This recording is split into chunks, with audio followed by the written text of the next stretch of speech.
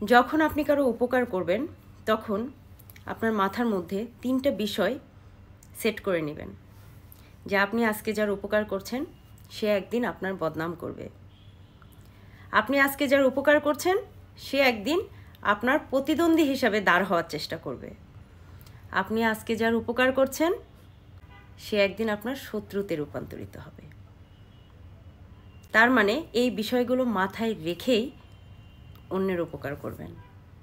যখন উপকার করে ফেলেছেন তাহলে আপনি এই 3টা বিষয়ের জন্য প্রস্তুত থাকবেন।